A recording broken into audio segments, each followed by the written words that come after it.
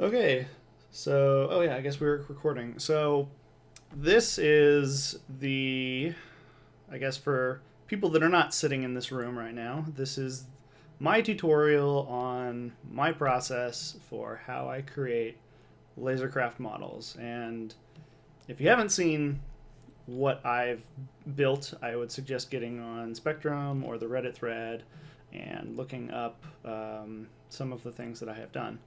So today we are going to work through how to build a LaserCraft model for the newly released Anvil Hawk. And so my girlfriend is sitting here with me, and Hello. I am going to be showing her the ropes and recording this, and hopefully um, others can get some information from it as well, kind of in terms of how do you take this model here, which is the HoloViewer model available on the RSI website, and turn it into something that can be made from 3D printed parts and 2D laser cut wood pieces. So, kind of not to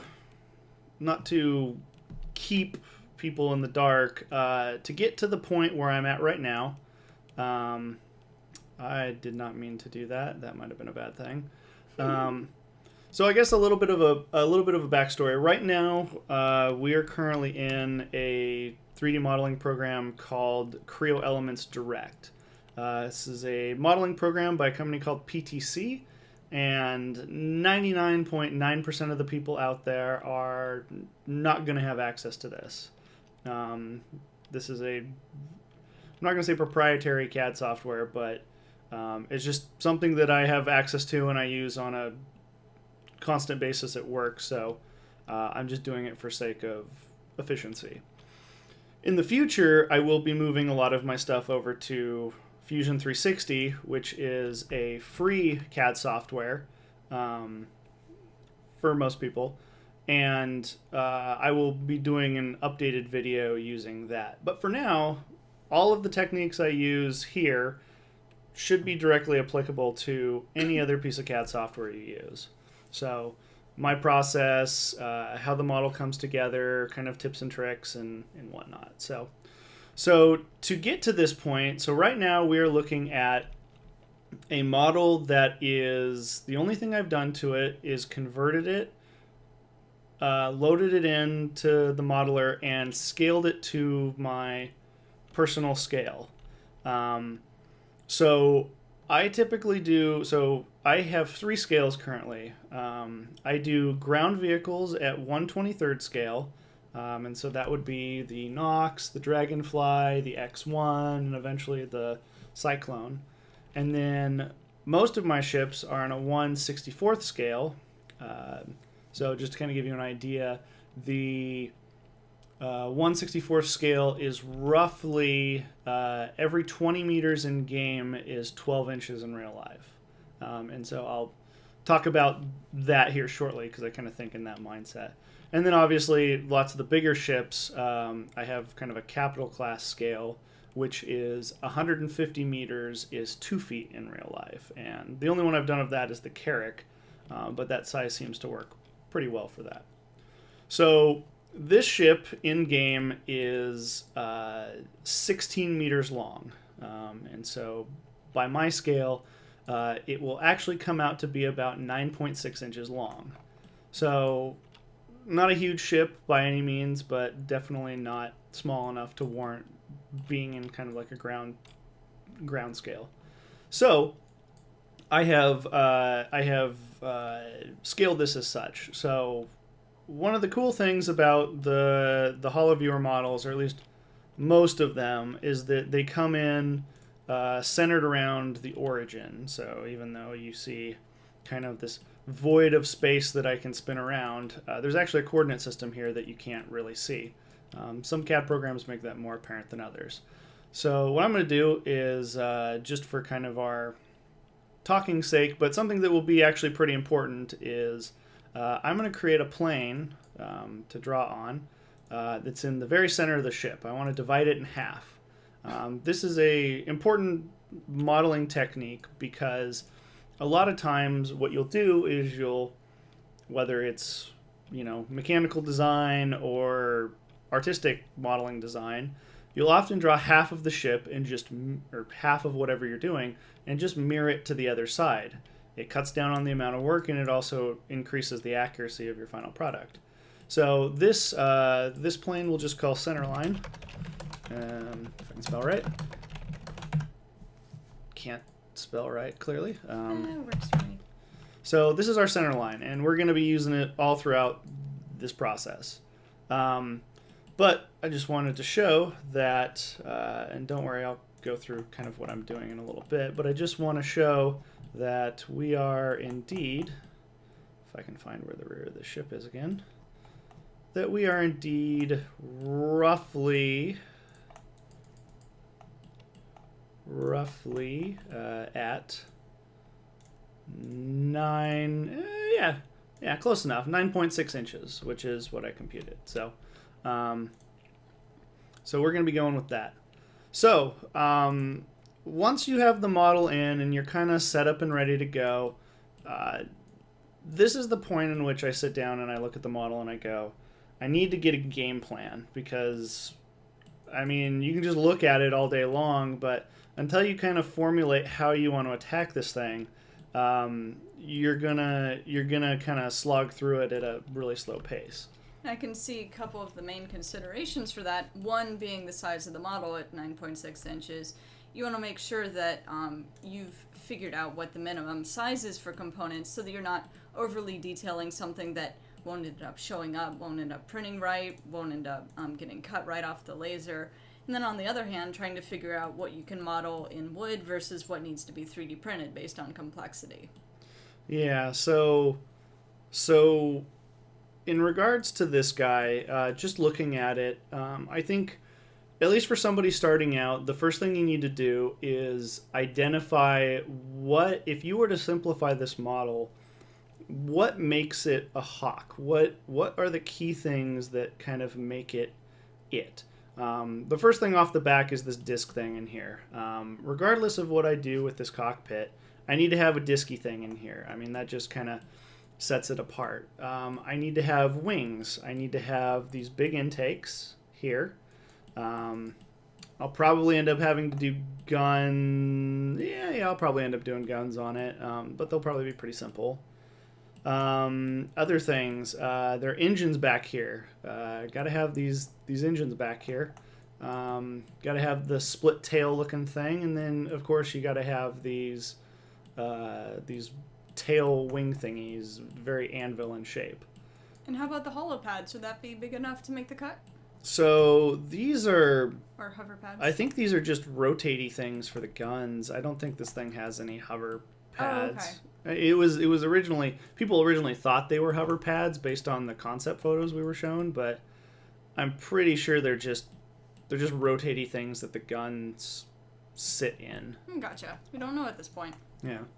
Some of the other things you need to go through the model and identify are things that you don't particularly care about. I often go through and just delete these items, like this. Here's a thruster. I don't particularly care for the thrusters, to be honest. I did them on the Hornet, and because they're big and kind of part of it, but it doesn't really contribute to it for the amount of work you put into it. Yeah, like little stuff like this. Like these are way too small. I could never. I mean, unless I was 3D printing the wings, these would never be details that I could readily use. So, they're just not necessary. These air brakes, I guess, on the wings. Again, if I was 3D printing this whole wing section, I could probably add those, but if I just got rid of them, nobody's going to be the wiser. Or to just lay them flat, but that's how they came in on the model. Yeah. So, I mean, I'll just get rid of those. They just kind of muddy the design. These back here are... they're big enough to where they might make a difference, but again, if I'm not going to 3D print these parts back here, then I probably am not going to care too much about them. So we can just get rid of those. There's a lot of little details, but I'll just kind of ignore those and just keep them in. So So at the moment, you can kind of get a good sense of what's big, what needs to be part of your model, and then what is not important. Again, this kind of detail up here. The only way I could really get this detail in would be as if I was laser engraving, or 3D printing. But I think at this point, neither of those options will be available on this section of the ship. So the next thing I typically do is after I kind of walk through this and get an idea of what I want to do, I finalize that by measuring. The wood that I use is an 1/8 inch thick, 0.125. And so I need to go through the ship now, and I need to look at what thicknesses are, because if I'm going to lay wood down, the wood needs to fit in bulks of an 1/8 inch thickness. So if an area allows it, I can use 2 pieces of wood laid on top of each other to make a 1/4 of an inch, maybe 3 to make 3/8 of an inch. So a good example is probably back here. If you can look at the profile of this rear tail thingy, you can see that there are a couple things lending itself to kind of this dual layered nature. Can you turn off the geometry so it's easier to see when you're not rotating it? The geometry? Or the black lines, the vertices. These? Yes. Yeah, I can do that. Like that. There we go. That Okay. makes it a lot easier to see when you're kind of I guess planning it I guess out. I'm used to Right. doing it the other way. So if you look at this thing, you kind of have this wing back here, but then you also have this like valley. It's a feature. It's like a split.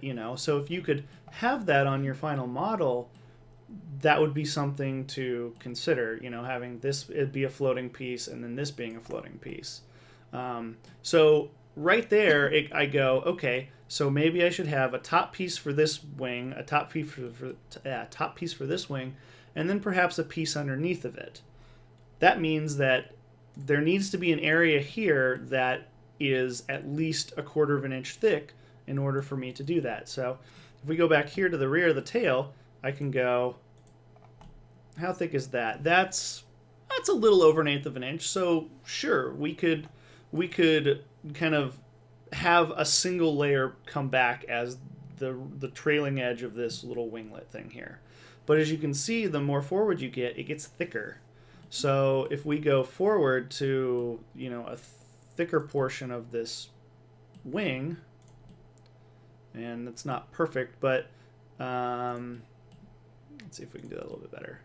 Okay, so that's a little over a 1/4 of an inch. So at that point I go, okay, at this point, let's have 2 layers. So let's have a top layer be kind of the cover of this wing, and then at some point underneath of it, there's going to be a secondary piece that will be our supporting structure.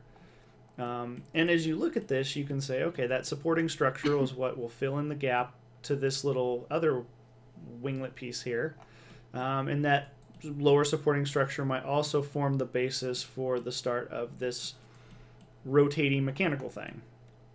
So at that point, we're starting to build up this ship in our mind on how it's kind of going to roughly go together. The same thing goes for these wings. I mean, regardless of how thick this wing is out here, it's a little over a 1/16 of an inch, but at that point, I don't care. It's a wing. It's important to the ship. It's just going to be a single layer of wood from here to way back here. Now, obviously, up here, it gets thicker, and so we need to bring into consideration. That wasn't a good pick. That wasn't a good pick either. There we go. So up here, it's a little over a 1/4 of an inch. So that could be, at some point coming up, that could turn into 2 layers of wood. And you just have to layer them on top of each other in such a way that it makes sense with the design of the model. Maybe the top piece the upper layer would be more forward, whereas the bottom layer would be less forward to kind of give you the illusion of this sloped front right here. And there's some artistic interpretation there, which is what makes your models interesting. Mm-hmm. So we kind of have a rough idea of this guy. We have a rough idea of the wing. Um, this is kind of bulky in here, and it's probably going to have to flesh itself out as we go along. Um, I typically start my models at the front, or where the cockpit is. It seems like you start at the cockpit and work your way out, and things kind of seem to fall into place. The next thing I need to decide is what to do about the cockpit. Some of my models have cockpits that are 3D printed. The Carrack, the Buccaneer, the F8 Lightning, as opposed to doing a cockpit out of wood, such as the Hornet, the Hurricane, and I think what I'm going to do is we'll probably just do it out of wood in my general Anvil fashion. And laser engrave it, maybe. Yeah, no, I mean, I could definitely, because one of the things I get in trouble with is that, there are a number of ships where the geometry of the cockpit has window breaks in the middle of it, or not on changes of angles. Mm-hmm. And the problems with that is that if you don't laser engrave, it kind of gives you an illusion that the cockpit isn't there, because now you're not looking at this piece of the cockpit, you're looking at this piece of the cockpit plus a piece that goes 5 feet in front of it. I almost got in trouble with that on the 85X. It looks a lot better than I thought it was going to. The Eclipse was one that I definitely had to laser engrave just because of how the cockpit came out, and its windows are really funky. Basically, that the cockpit was sitting in the middle of a broad plane, so the fact that it was wood meant it looked exactly like all the wood around it, unless you did something to offset it. Yeah. Laser engrave. Yeah. So, to kind of get started, let's look at this. Now, currently the width of this guy is roughly 3/8 of an inch. And I have to deal with the fact that the wood now spikes out of the cockpit. So, I need to... Now comes the thinking time. There could be, in this middle chunk, a single central spar. Well, actually, It depends. Do you build vertical or do you build horizontal? Well, so that's the thing, is that there's a bunch of angles going on here. Mm-hmm. There's this angle here that I need to worry about. There's this flat here. There's the flat on the side of the cockpit, and then there's, of course, the top. Now, for a lot of the wood cockpits, the top is not a flat piece. It's the edge of a bunch of pieces stacked together. But this front end, so there's a couple different ways I could do the front of this. There could be one central spar, and then these two side pieces kind of converge onto it. With the way that might actually preserve... So that would probably preserve the actual distances on the nose of this thing to the best, because you would have 1/8 of that 3/8 taken up by a central spar, and then the other 2/8, 1/4 of an inch, are taken up by the two other pieces that are at an angle that come in. And because they're at an angle, they will take up slightly more of that room. I take that back. They will take up less of that room. So the other option is you could, instead of a single central spar, you could have 2 central spars, and then do your angle side pieces. And that would, because you would have 2 central spars, now you would have 1/4 of an inch of the center taken up, and then 2 pieces on the outside. That might be a little too wide. I also want to look and see how thick this is. So that's 1/8 of an inch. The other thing I could do is... The other thing you have to worry about is that even if I did a central spar, a problem I'm going to run into is that this kind of flays out as you go back. Mm-hmm. So if you stack wood, so if you had one central piece in the center, as it goes back and flays out, you now have a gap that you need to take up. I would have to stack more central ribs to each side to take up that gap. But now when you look down on the top, you see a central rib and then staggered central ribs and these pieces flaying out to the side, and those gaps are not ideal. So maybe the ultimate best choice will be to do a central rib, have central ribs or secondary ribs coming off of the sides as it widens going back, but then you put a cap piece on top as well as your side cockpit pieces, and that kind of fills in the area. That sounds like a good idea. I was thinking along those lines because if you try and just build it horizontal or just build it vertical, you're going to run into problems with angles on any of the sides. But if you use an internal support structure, you can lay the pieces flat to fit those angles on the outside of it, as long as they're supported by an internal rib. Yeah, and it looks like... So there's like this weird gap in the center. I'm wondering if it looks like these guns pivot like entirely... Yeah, it looks like the guns pivot like entirely on something and go to the inside, so... I'm wondering, I may just... Actually, no, I could probably... If I do a single central spar, I could probably just leave a gap to represent that. Okay. It looks like this thing rotates, but we're not going to worry about that. It's just going to be part of it. So for now, we're just going to hog out a single central spar. So what I typically do for the kind of unifying central spar is just kind of take a quick swipe at which tool is that? Something. Can you show me the toolbar just so we know where that... So what I've done now is, programs will do this a different way, but what I want to do is I want to have a plane, which is the drawing surface for my central spar. In this case, it'll be my center line, so I won't delete it when I'm done with it, but I'm just using it because it's the best representation of where I want that piece. Right.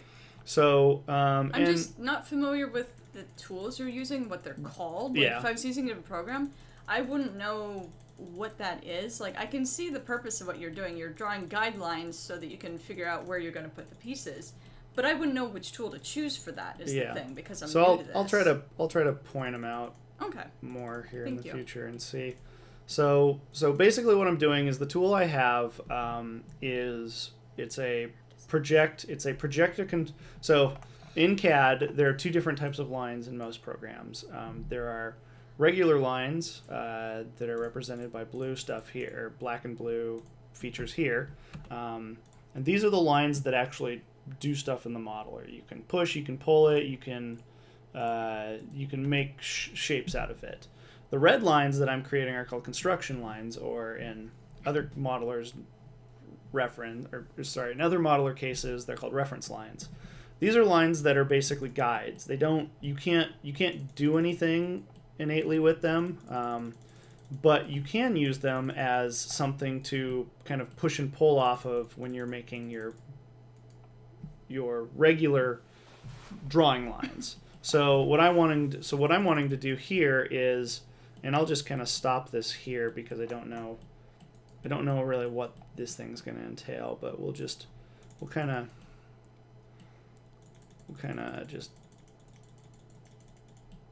of fill this in. So what I'm trying to do right now is just make a complete object. We'll just kind of hog something in. Okay. So now if I turn this off, I should have something that represents what the central line of the ship, what the central rib of the ship should more or less look like. And so what I want to do is, using some more construction lines, I'm just going to fill this in. I was going to fill in just the gaps because I left a couple gaps where I didn't particularly care. Whereas the central rib we'll probably come back and modify at a couple points during this build. just from the standpoint of it's not, we don't really care what it looks like right now. We just want it there to fill in space so we know what to do with stuff around it. So now I have the line tool, which creates regular lines, black lines, lines that I can do stuff with. And so now I'm just going to kind of rough in. It's not even roughing in. It's just I'm using artistic license to kind of draw in what it is I want it to ultimately look like. You know, as you can see, I'm just kind of basically following, you know, what would your side outline look like? I mean, there's like a hole here, but, you know, nobody really cares. The piece is going to be wide enough to take up all of that feature. So we just kind of rough something in. You know, again, it's up to you on what gets filled in, what you leave available as a feature for people to see. And so again, we're at the tail. I will come back and add stuff on. Well, I could come back and add stuff onto the tail. I could make the tail 3D printed if I wanted. You know, it just depends upon how we feel that should be done. So now we're on the underside. Turn this back on. As you can see, there's some things going on in here. This will probably... So I guess we could talk about the guns really quick. The guns are not very big. These are, what, size 1s? They're probably, I think the size 1 is like the Bulldog. They're not very big. I'm honestly thinking that the guns may end up just being a single thickness of wood just cut to a shape of the guns. And I mean, they might even be part of the central rib of the model. That would make sense since they're on that plane anyway. You know, so what we can do is we can just, for now, we'll recognize that they're there and just kind of not include them and come back and include them at a later time. So as you can see, the front of the ship has kind of some gadgety things on it. We'll just kind of ignore those. Because nobody's looking at the Hawk going, "Ooh, look at the gadgety things on the nose." I mean, these are minuscule objects too. I mean, in our scale, those are 16th of an inch. So okay. So for those who haven't used a CAD modeler before, what we've just done is created a polygon. The CAD program needs a complete closed polygon to make a object out of. So we've created a central rib, and now we're going to create substance to that central rib. So we're going to call this center rib, and this will be the only time I probably use this command, but I'm pulling it on both sides by a 16th of an inch so that it becomes an 1/8 of an inch like the wood that I'll be using. And we'll hit OK. And there we go. We have our first piece. This is the Yay! wood central rib of the Hawk. And I'm going to put all of these in. I feel like I should be listening to Laserhawk right now. The band, for those who don't know. Okay, so now we can kind of see it hanging out in there. I'm going to delete all the work we just did because, again, I want to keep this central rib plane for its usefulness later. But now we can get a somewhat decent idea of what we're looking at here. So like I had pointed out earlier, we're probably going to want to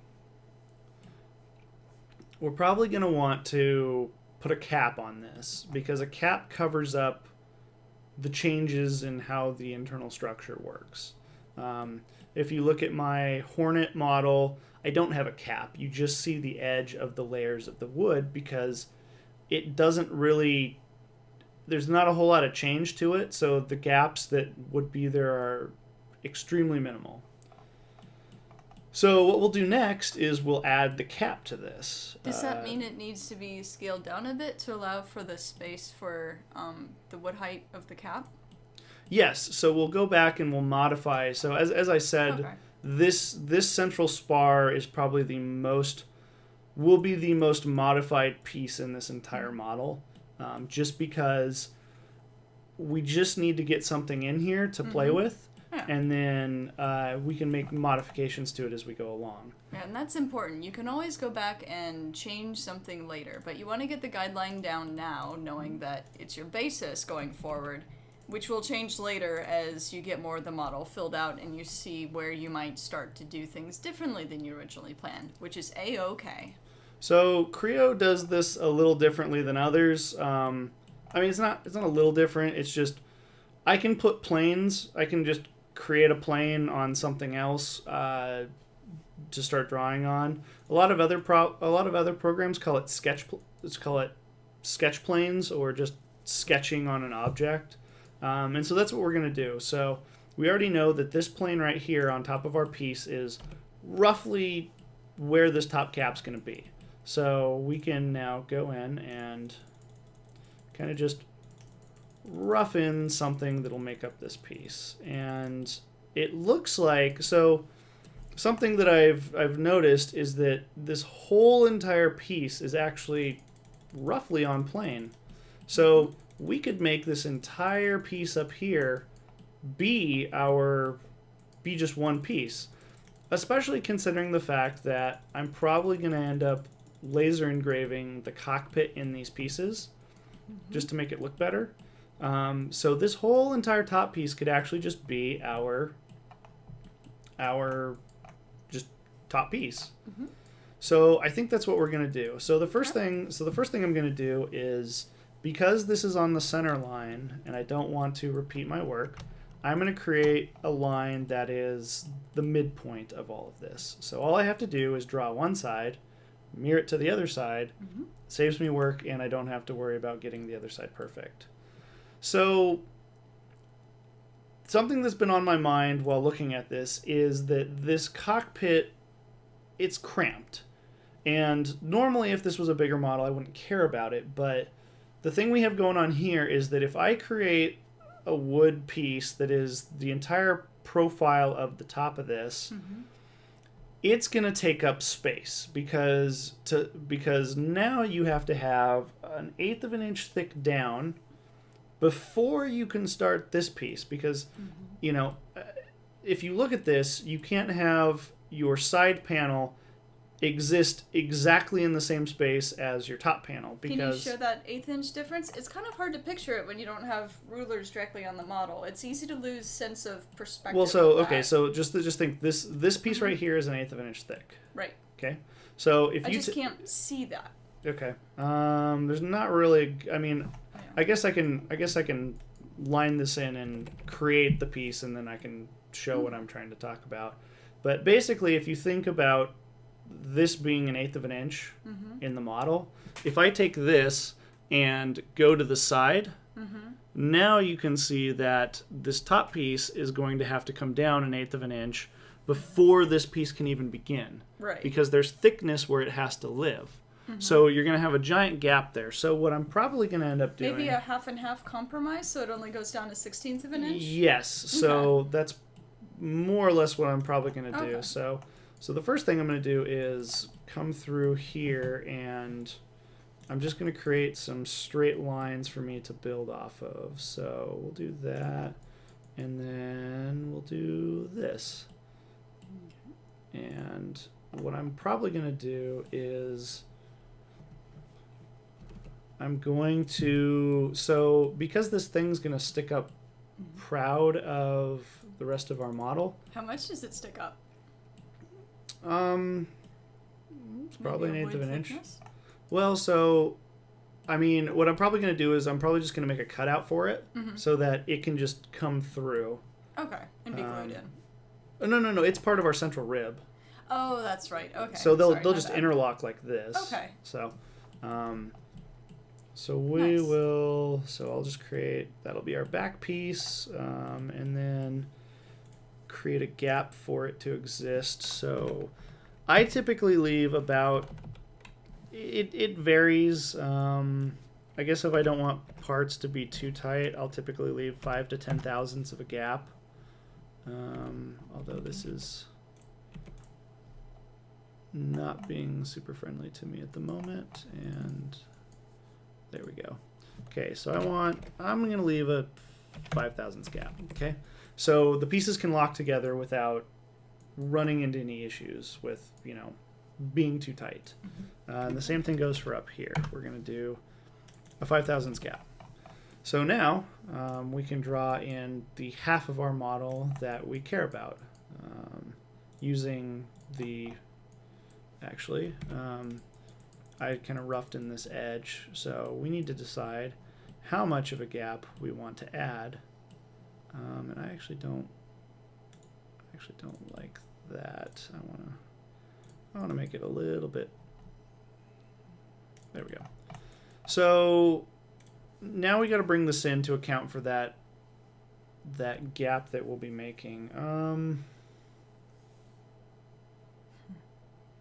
Yeah, that is a question, because that cuts into, well, here, let me just draw it and we can see what it would look like in a kind of perfect sense. Yeah, because that's the one challenge right now, is you kind of lose this sense of scale when you're just looking at the 3D model without any measurements on it. Once we get like a couple wood planes down, we can actually see what will this look like, where do things start clashing, and work from there. Oops. So we'll come to the front, we'll do that, and now we'll go to the center. Okay, so now we have the half of this top piece done. We're going to come here and we're going to mirror it across our center line. And so now we have one piece. And so this is our, we'll call it the, and so these part names, they're just going to turn into fluff eventually, because to be fair, if you're gonna go back and try to modify something, at least in this program, you don't really care what it's called. You're not digging through the part tree over here going, I need to find my top rib. You're just gonna select it in the model. So this may degrade from being helpful naming to just being redundancies of itself. So we'll do 1/8 of an inch, and it needs to go the other direction. So now we have a giant swag of what is what is a piece that we have to deal with now. So as you can kind of see, that is the thickness of a top cap that could potentially go on this thing. And at the front of this, it's taking up the entire thickness of that side piece, to where if I wanted to create this side piece, it would have to start along this lower ledge, and it kind of exists in this space. It's significantly smaller that way than what it is in this model. Well, shall we pull a UK office and grow the model a little bit? No, I got enough people who will yell at me for not having scales be proper, so. This is true. We remember how that went. Yeah, see, this is going to be a problem that at least in this area of the model, it's very cramped for.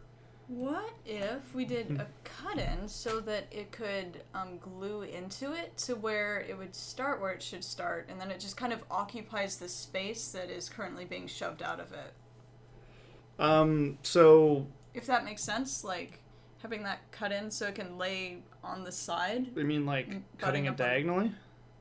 Like just having it notch in a bit so that can lay against it. So, I mean, I could do that by just moving it like this. Right. So, and I can do that. So that's the thing that needs to be decided is, if I bring this in, or to just bring it in the front where it Well, I don't know. yeah, It's a tough question. yeah. Because the So ships, because it's sort of small, we start running into those little collision issues to deal with. so there's another solution to this entire thing, which Mm-hmm. is, well, yeah. It's just I didn't realize how spatially cramped the front of this thing was. Mm-hmm. So the other thing that could happen is because this is just a lot nicer to work with back here. Mm-hmm. This could just be 3D printed, to where we take like, well, we could just do the cockpit right here. And the ring behind it. Well, the ring will probably, well, the ring could be 3D printed. The ring could be just a sheet of wood. Okay. Or two Yeah, sheets. that makes sense. It could just be two sheets. Actually, it might be 3 sheets of wood. How thick it is. Mm-hmm. That's always another option. Is this could just be 3 sheets of wood. Okay. However, it could be 3D printed as well. Mm-hmm. So let me think. Let's hide that. Yeah, you know what? Let's make the cockpit 3D printed. Okay. Just for go away. Okay. So this was going to be a segment that I was going to have to talk about. I just didn't know when I was going to have to talk about it. For people that are unfamiliar with 3D modeling, modeling can be done many different ways. I come from the world of engineering, and in engineering, most of the time, as you can see with the parts that I have made so far, these parts are solid. I can't look through them. They are, if I want to pull or push an edge, I can do it like this, and it creates a solid object based on that. For what CIG does with their models is called surface modeling. Surface modeling is basically exactly what it sounds like. Is this piece right here, this wing? This is not a solid object. If I go and delete this face right here, you can see that there's nothing in there. It's air, and that's how this model is created. It's all air with a skin taking up space. And the other thing is that, and you can see it right here, is that you can see the air through this gap right here. Is that this piece right here is not connected to this piece. Things are not.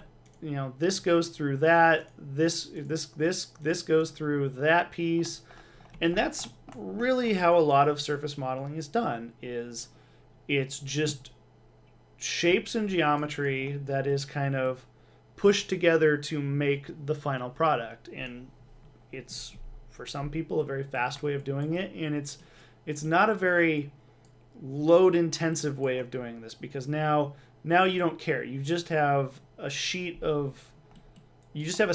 in space, but who cares what's inside of it? You can't see it.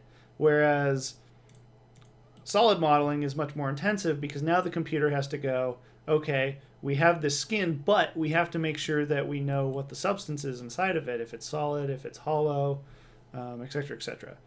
So a lot of people want to 3D print these models. Somebody goes, we have a model, let's just 3D print it. Well, you can't. You can't just take this and 3D print it, because it's hollow. There's air inside of it. And so that's what most people get in trouble with, is the computer doesn't know what's solid and what's not solid. Is the hollowness in here the same kind of hollow as the hollowness inside this wing? Computer just doesn't know. And so in order to 3D print this, you either need to make this a solid model, or with what most people are doing to get 3D printed ones, you need to trick it into thinking it's a solid model. So we would need to basically join all these pieces together, fill in the gaps, fill in all of these gaps. I could probably be here for 6 months and eventually have a model that I might be able to 3D print. It's just, it would be a very labor-intensive process to do so. Which is, again, why you don't see a ton of, like, just 3D printed big versions of these ships running around. So there is a way that most people are doing this. There are people that there are backers that have gone through the effort of remodeling these or doing kind of a hybrid of repair and remodeling. And they've done a number of really cool looking models, but I can tell you right now that those were very time intensive ways of doing this. Most people that are getting 3D models just off their printer in like 2 hours, there are a couple services online that you can take a model, and basically what it does is it takes all these panels and thickens them. So where there's a skin right here, it grows it in all directions until it's this thick panel, kind of like the wood I'm making. And what it does is it grows all these thicknesses until it fills in all of the gaps. So the thickest all the panels become is the minimum thickness it's required to grow in order to seal up everything. And while that's great, I've seen some good results with that, it's also not great from the aspect of your model, you lose detail because you're thickening everything, and so now it's basically like taking the average of a bunch of different points. You've grown it and you've smoothed it out. And so a lot of those models have a loss of detail in them. So what I'm going to do, because this is a relatively simple part, I'm not going to repair it. There's not really a... let's see.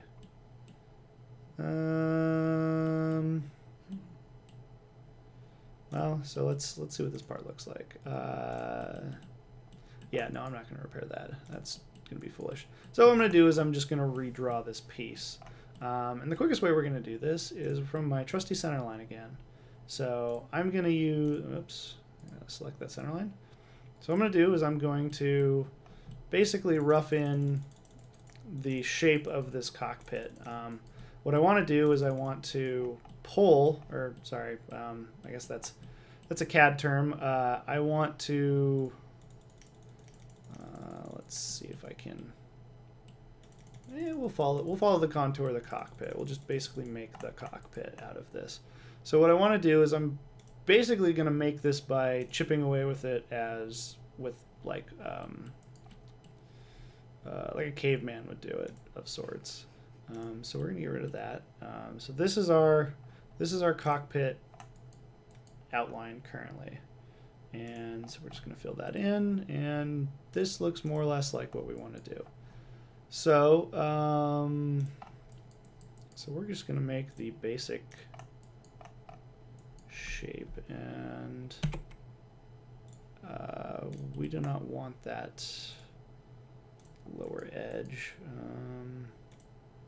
Okay, so that's going to be roughly our basic outline. Is we're just going to do this, and I guess we'll do the little slopey thing on the front. No, we're definitely not going to do the slopey thing on the front. So basically what I'm muttering about is I want to make this kind of as geometrically simple as possible, because the more CAD programs have more of a resilience to this than some CAD programs have more resilience to this than others, but the more kind of innate features you include, the harder it is for the CAD software to sometimes do what I like to call cheat features. So if I make a and you'll see these in real life scenarios, but the two biggest kind of cheat features I like to call are called, this program calls them blending and chamfers.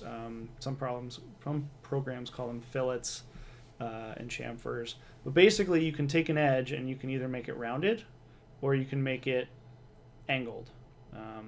It's a very quick way of doing that versus me having to draw a round shape here or draw an angle at it.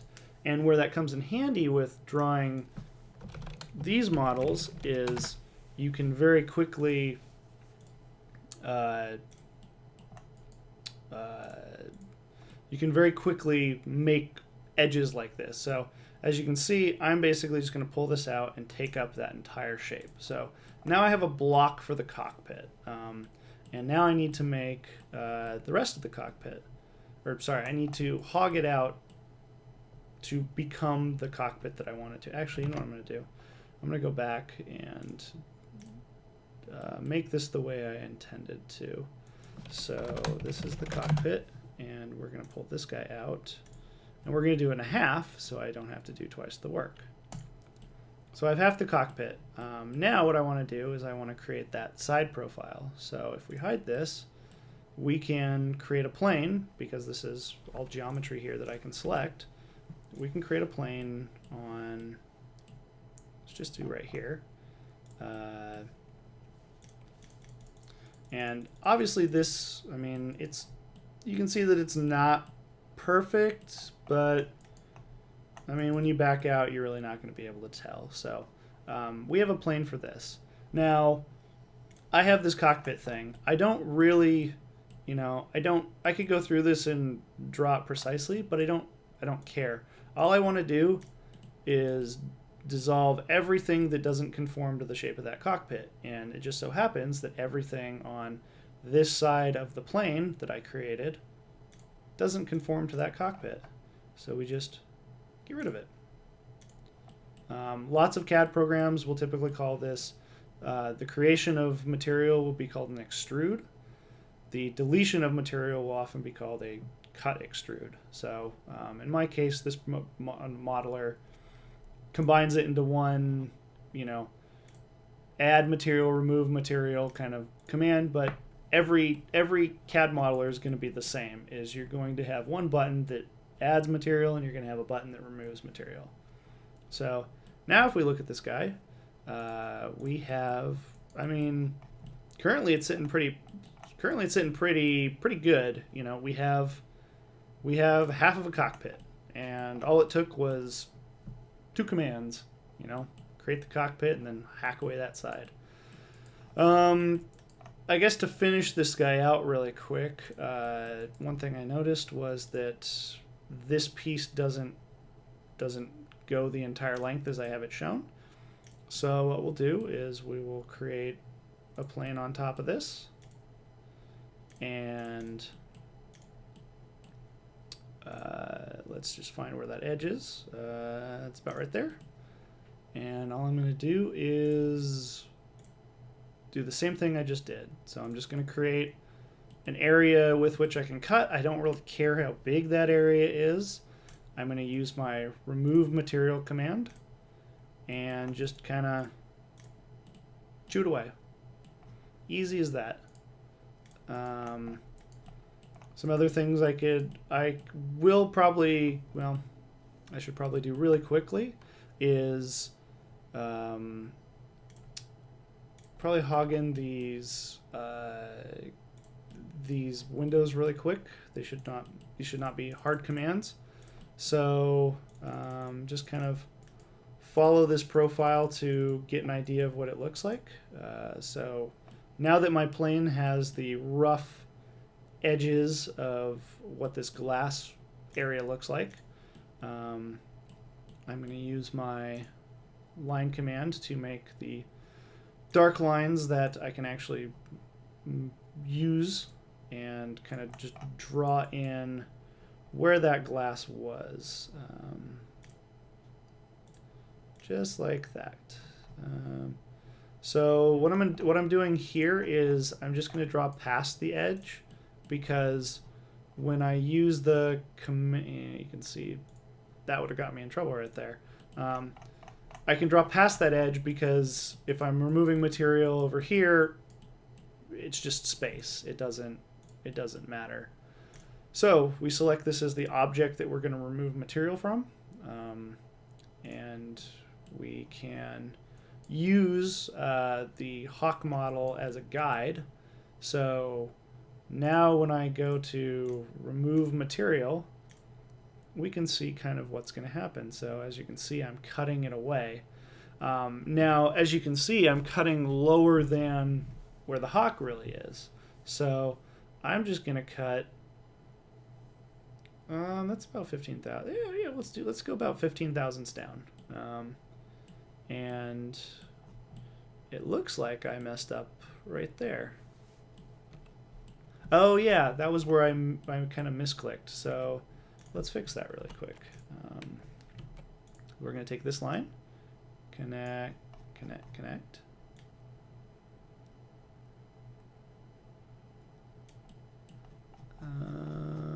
Sure, that connected. Okay, so we're gonna go back and retry that. This looks kind of funky. So we're gonna make sure that I got this right. Nope. See, kids, this is why it pays to double check your work. So we're just gonna kind of make this look right.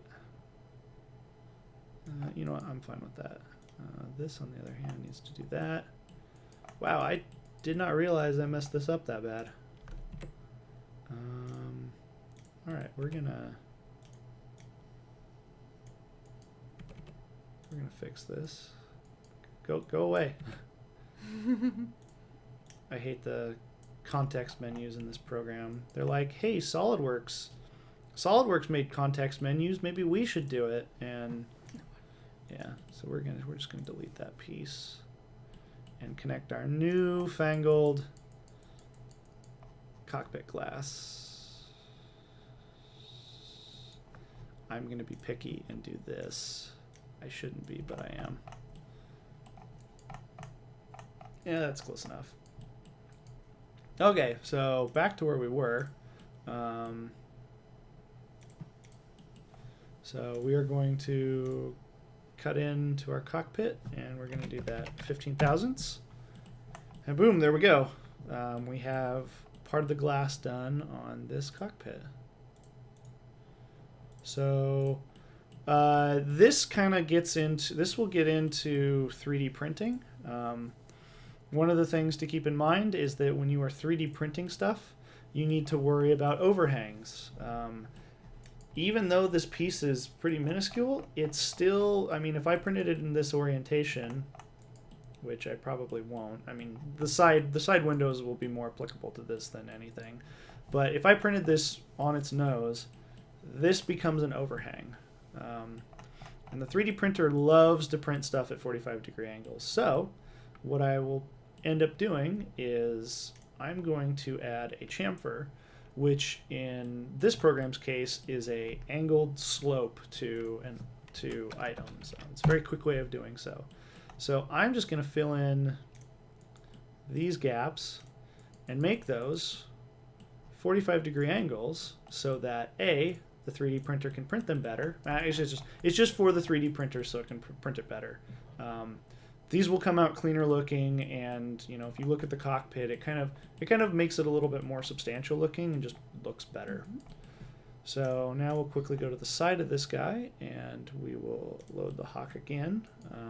Let's get rid of the cockpit, and so we got a glass guy back here, and we'll just kind of follow.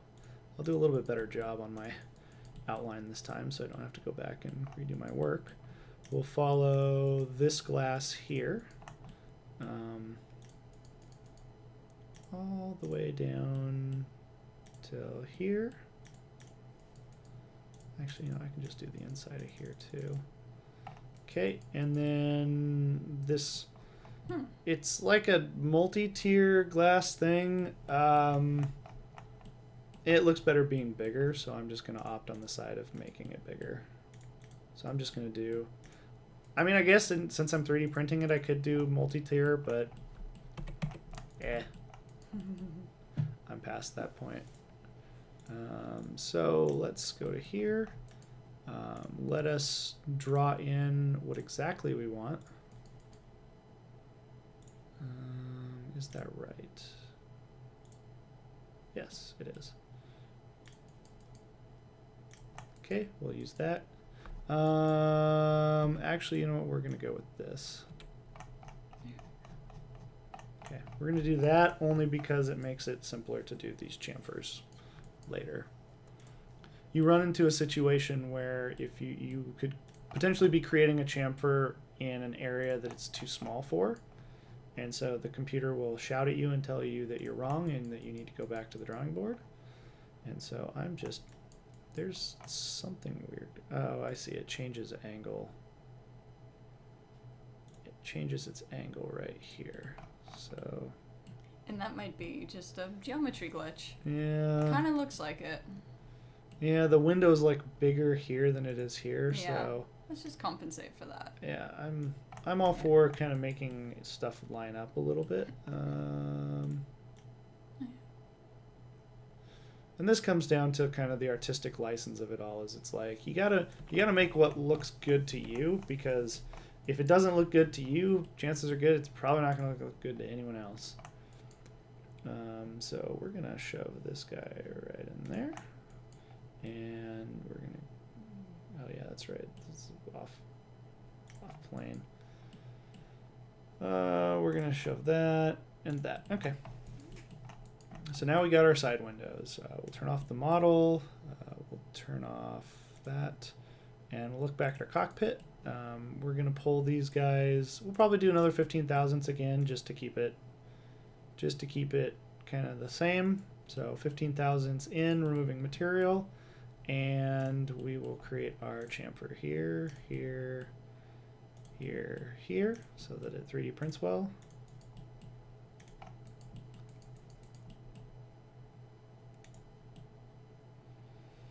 Now, granted, yeah, that's still a 45-degree angle, so we're good there. Whoopsie. I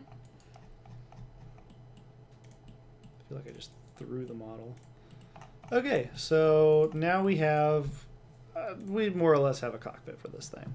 So what we're going to do is we're going to mirror this part about this plane, which is more or less the center line, and make a copy of it.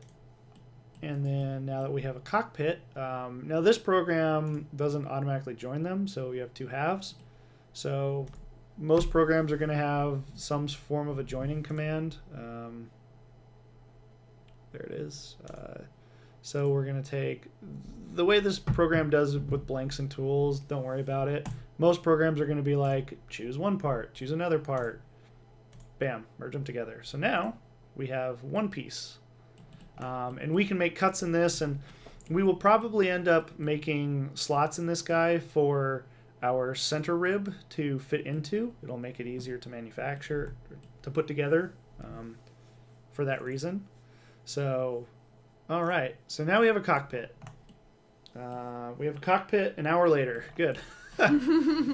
So now we have this top piece, and let's kind of make some quick edits really quick so that we can kind of get back on the same page.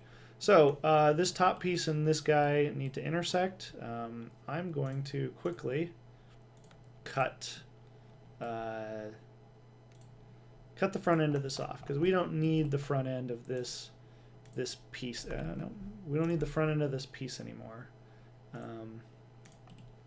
So we're just gonna get rid of it. Cool. So now we have a cockpit and this top piece, and they butt up next to each other. And I guess while we're here, let's also, because we have this central rib, and it needs to more represent what we're doing. So we're going to cut out the front of it. And again, the way I do this is I draw a plane and I take geometry from other things to kind of make up my cut lines. And other programs, almost every other program does this. You could do this by eye if you really wanted. This is just kind of a quicker way of doing it for me. But basically just steal the geometry from other things and use them as cut lines for your eventual work. So I just stole these lines because this is kind of going to be where this piece sits in the model, and I don't want a rib in there. The other thing we're going to do is this top piece exists in the rib right now, so we're going to cut along it, and we're also going to cut right here. So when I get rid of the top, you can see that this all needs to go right here because this is what's intersecting.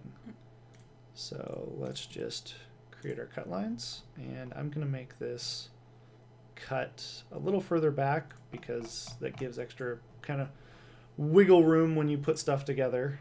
You never want things to be line on line, or else you're going to run into problems with things that just don't fit. Obviously, I don't care about the geometry up there because it's space, and we're going to pull this away. So now this central rib should more accurately represent what it's going to look like. So we have a central rib, we have a cockpit, and we have a top. Now we got to deal with, well, I think the next thing we should do is make this and stick it in there, because ultimately that will dictate how a lot of these panels that are around here look. So I gotta decide how I want to do the central thingy. It could be, I mean, obviously I'm not going to be able to show these angles and these rib things if I do this out of wood. Mm-hmm. If I do this out of wood, it'll probably be 3 pieces, and you'll have a piece that's about this diameter, a piece that's about this diameter, and a piece that's about this diameter. And you kind of stack them on top of each other. And so, you know, that's just kind of what you get out of it. Where if I 3D printed it, I could make these angles and, you know, make it the way it was intended. So I'll probably end up doing that. Ironically, it'd look better if those weren't there. Oh, these? Yeah. Or the central circular EMP. Oh, you think it'd be better without that? Yeah, This thing but here? that's the ship design, so yeah, it's Anvil. Yep. They need their circles. So what I need to do, so that's kind of the thing that, one of the problems that you run into is that, let's see, I want to know where the bottom of this is. It's close enough, I guess. It's got a bit of a gap. So one of the things you run into is that it's very easy for me in this program to find the center of a circle, because the program knows that the program knows that I have a circle here, and that you can see that the center of that circle is right here, and I can move it and I can do stuff with it. If I want to change the size of the circle, I can. It's very easy to do. Mm-hmm. We know that this is a circle. Mm-hmm. The program doesn't know this is a circle because this is made up of lines doing this. So I have to now find the center of this circle, which actually might not be that hard now that I look at it. It's just something you have to keep in mind, is that when you want to find like the center of this thruster, there is no center of the thruster. It's just a bunch of polygons merging together. So you kind of just have to, I mean, you can guess. I mean, if I'm off by a 32nd of an inch here, nobody will ever know. If I was off by an 1/8 of an inch, nobody would ever know. Well, a 16th of an inch, nobody would ever know. So the good thing about this is that it kind of lines up with the existing geometry. The top of this looks like it's roughly parallel to the top of this guy. So what we're going to do is we're going to see if we can't create a... we're going to see if we can't create something coming off of here. So I'm going to create a plane here, and I'm going to take some of the geometry here, and basically I'm going to use this geometry to kind of guess where the center of the circle is. So would you want to bring it to the outside of that where the edges go down, or are you keeping it to the smaller size? I could do it either or. Okay. It's really just getting the circle. Yeah, so I'm just kind of, so this program gives me a tool that lets me create vertical and horizontal lines just anywhere I want. So I'm just creating a horizontal line where I think the center of this guy is, just because it'll be easiest. I mean, I could bring this geometry over and kind of do rough calculations of where it is, but in reality, if the camera's lined up right, I can kind of figure it out. And ultimately, so here's what I'm ultimately trying to get at. This is a round shape. To make round shapes in CAD programs, you can do them one of two ways. To make a cylinder, I could draw a circle, and I could pull that circle, and you create a cylinder. In this case, there are sloped edges. I could make a cylinder and carve away at that cylinder to make the ultimate object out of this. But the quicker way of doing it is to, instead of pulling something linearly, you pull it around an axis. So you basically, it's kind of like Pac-Man, Pac-Man's mouth pivots around the center, and if you were to have a shape inside of him and pull it around that center, like when he dies, that would be a revolution command to add or remove material. So that's what we want to do here, because then I could just directly draw this shape and just pull it around the axis, which is why I'm trying to find the center. So if I did this, and if I pulled that, I was getting ahead of myself. So again, if I wanted to create it with the cylinder, I could just do that, pull the cylinder down, and now I have the round part. For this, I don't want to do that. What I want to do is I want to create another plane, and I want to use a point and a direction. So I know that the center of this plane is the center of my circle is right there. And the direction is, so the arrow points normal to my plane, and normal is 90 degrees off from it. So the plane will basically come out of this, and that arrow would only ever touch the plane in one point, if that makes any sense at all. So basically, I want to do this. I guess I'm realizing. So actually, I want to do this. Okay. So if I create my plane right here, as you can see, that's where my plane's going to go. And the reason I want to do this is because now I know where the center of this, I know where my axis of rotation is, because the plane is partially going through it. And I can do this really easily by, the axis of rotation in this plane is the center of this piece. So if I stole this plane right here, you can see that geometry that I just stole its outline of is sitting right here. And I know the center of that is my axis of rotation. So now I have my axis of rotation, which is right there. Now I want to grab the design of this. So as we can see, I can just kind of pull that out, and this kind of comes down, it kind of comes back in a little bit, comes back out, comes down, comes in, comes down. So now if I hide the hawk, boom, I have the shape of that little, kind of looks like the scout droid from Star Wars. And I'm also going to, in the effort of taking up space, I'm going to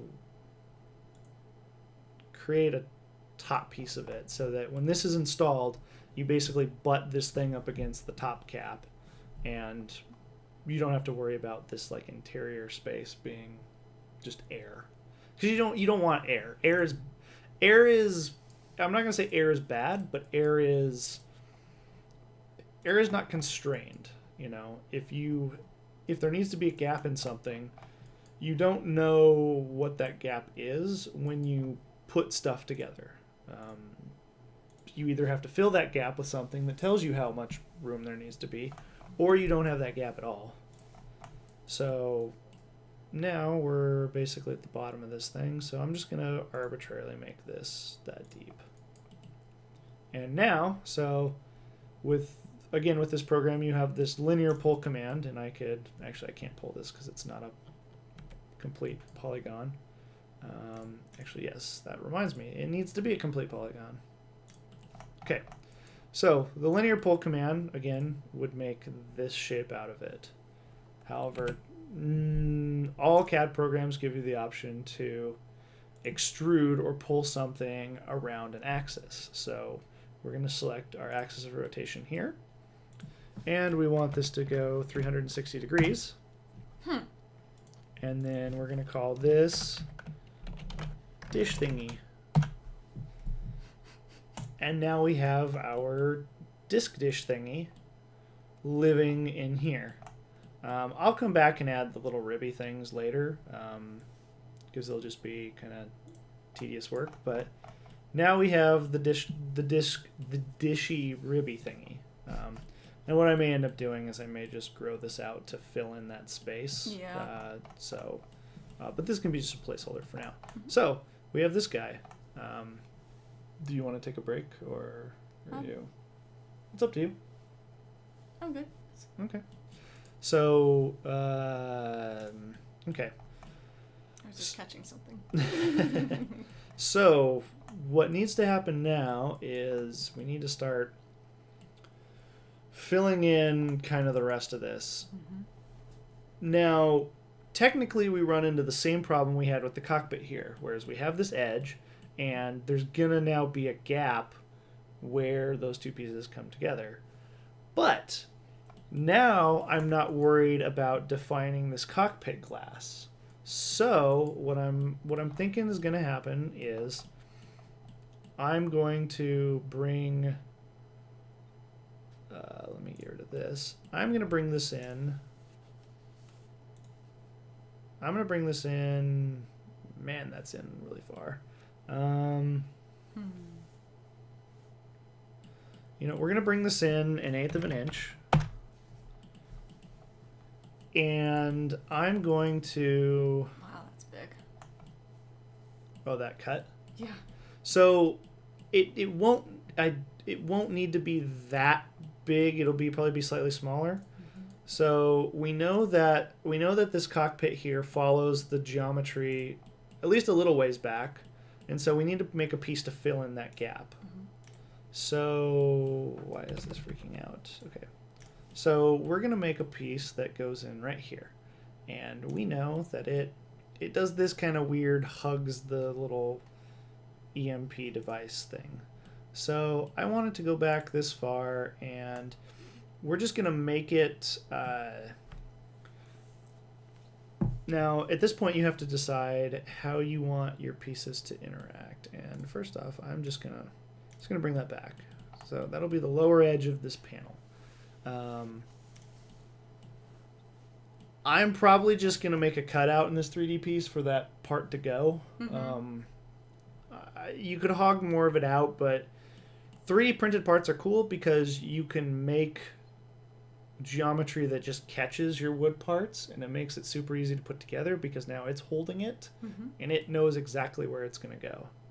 So we're just going to make a panel that does this, and as you can already see, pulling geometry or pulling these geometries into your plane serves another purpose. If I were to just draw on this and pull back, I wouldn't know if pulling back is going to run into something. But doing this, pulling this face up, I now know that if my panel goes up this high, I could pull it back as far as I wanted and it would never run into this panel because this is the edge of that panel, if that makes sense. So I'm kind of lost. So I could do this really quickly. So if I create a square right there, if I pulled the square back, it's running into that panel right now. Right. And that's going to be a problem. Right. But because I know where this edge is by pulling the geometry of this face onto my drawing plane, I now know that if I drew right here, I could pull this panel back as far as I ever wanted to go, but it's never going to run into this panel right here.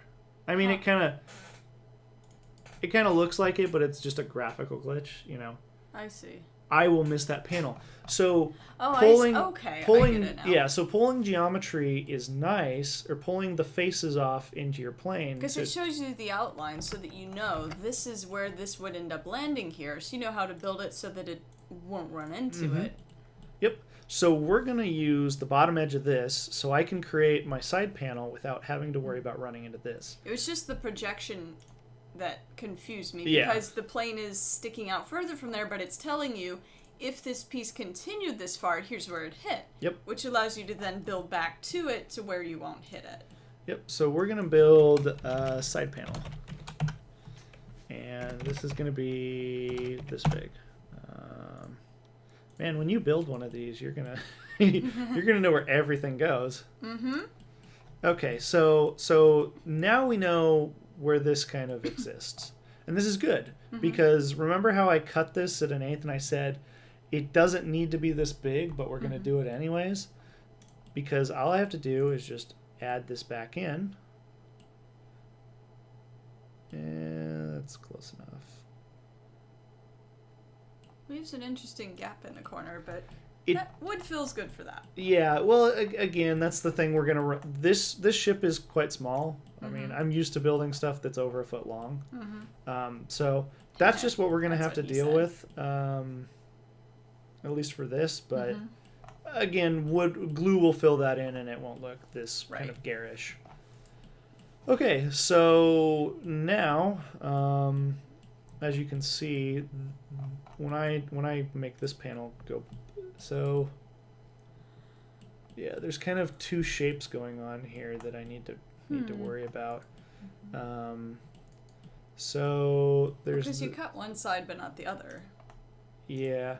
So that one's okay. That one's gonna be a pain. Is it really gonna? Yeah, I may not. I may just ignore that, just with the way that this model is stacking up. So we're gonna pull this guy back. We don't want it to go back too far to where it starts erasing stuff. But we're gonna actually no, we're gonna keep that there for now. So what we need to do is we need to create this panel, and it does this kind of weird twisty thingy I don't like. So at this point we need to make a decision. As you can see, here's the little kick out that I was just finishing saying a second ago that I was just going to ignore. We're going to ignore that. So what we could probably end up doing is, so this goes into creating complex geometry. Planes are your bread and butter. This is how you create stuff in space. And you can't, I mean, this program lets you put planes down and kind of move them around freeform, but for the sake of doing this without taking 4 years, you will want to kind of, when you build planes, you want to use known geometry. You kind of want to put stuff in places where it's going to kind of go and you don't have to touch it anymore. So what I want to do is, I know I want my plane to match up with this panel up here because that just will create the best look. So we're going to use 3 points to create a plane because in reality 3 points are the minimum that decides a plane. So we're going to pick that point as one of them, and then we are going to look at this guy and we're going to say, okay, I got that point there. Now I need to, this does kind of a curve-in thing, but I almost want to ignore that because it's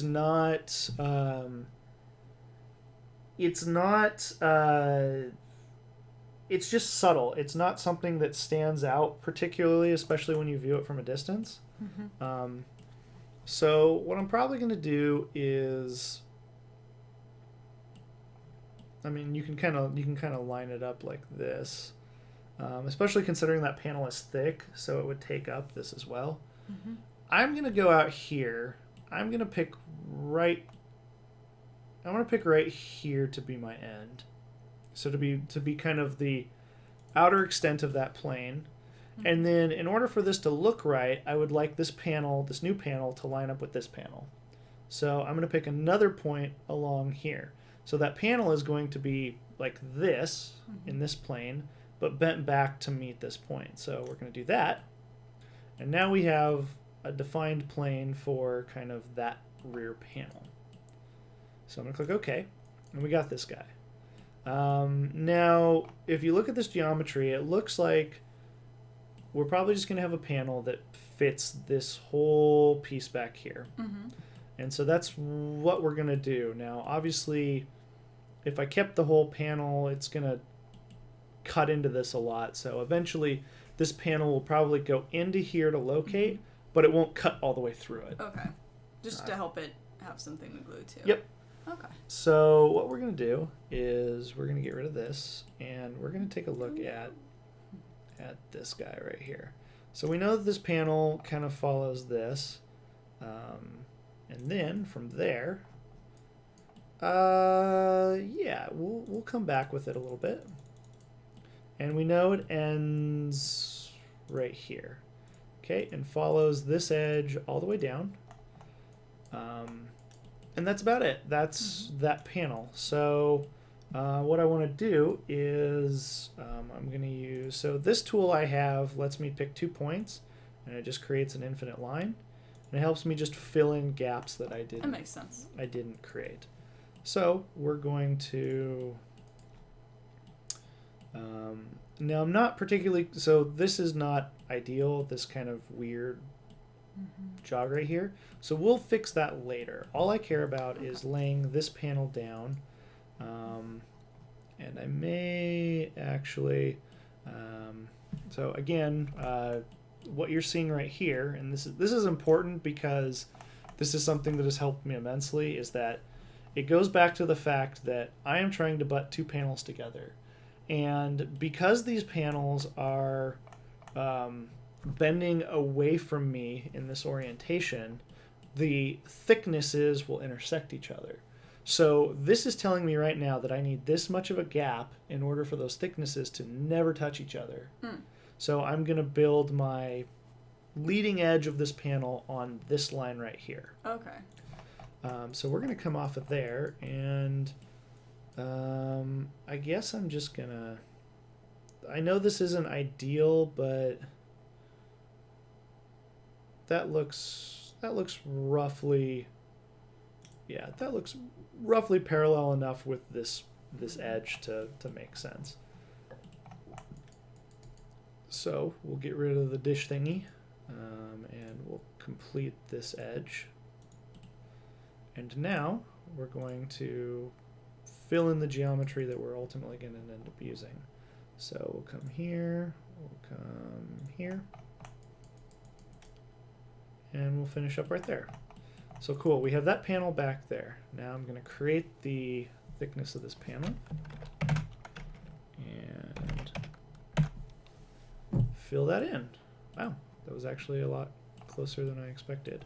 Well, that shows the power of those guidelines. It tells you, here's where it needs to go for this to happen. And you see very clearly that, it's going to that edge, but it's not causing trouble, mm-hmm, with it, precisely because you use those guides. So as you can see right here, this goes back to what I was just saying, where, mm-hmm, this edge was going to be going to cause a problem. So all we have to do is go back, create a sketch on the top piece, mm-hmm, and pull the geometry from this to see where we're getting that intersection. Okay. So now what I want to do is, and obviously, actually, I want to take up this gap just because it'll look better. So we'll do that, and we'll just re-pull that edge. So what I want to do is, clearly it looks like this top piece would be better if this edge was now this line, mm-hmm, right here. So we're just going to we're just going to do exactly that. And I'm just going to pull it to this because this was where that edge ended up. And I don't really care what's over here because I'm just filling in the polygon. And one thing to not forget is that we're dealing with an object on the center. So we need to mirror our elements across the center line. And now when we pull, we will cut. Whoops, got to remove. Now, no, I got to select the right object. That now I failed right here because I made adjustments to this side and not that side, but let's actually fix that right now. So we'll back that out, and my cuts need to follow this line, so we'll just include that cut in our cut list. Cool. So now that I've included that, I will mirror it again across the center, and then I will ultimately make my cut. It's giving me a warning right here. It looks like it still works, so I don't care. Okay, so now that we've cut that top piece and we have our two side panels with a dish thingy in here, so what I'm going to do right now is, remember this center plane that I have? Well, the center plane serves the purpose of being able to, come on. The center plane serves the purpose of being able to mirror stuff. So let us take these two panels we've created, mirror them across our center plane, and behold, boom, we have pieces over there. Now, the other cool thing is that most CAD software gives you the ability to link objects. So if you make an adjustment on, yeah, I failed at that. Okay. This is, yeah, I did that wrong. Okay. This is the mirror command I wanted to use. And I'm going to mirror it across the center line, and bam. Okay. So now that I'm using the new and improved linked versions, if I make an adjustment over here, it's adjusting it on the other side. Nice. So that just kind of makes things easier for us. Oh yeah, we need the center rib too. So there we go. The hawk is coming along. So now we figure out where we're going to go from there. Maybe it's a good time for a break. Okay. We will take a break.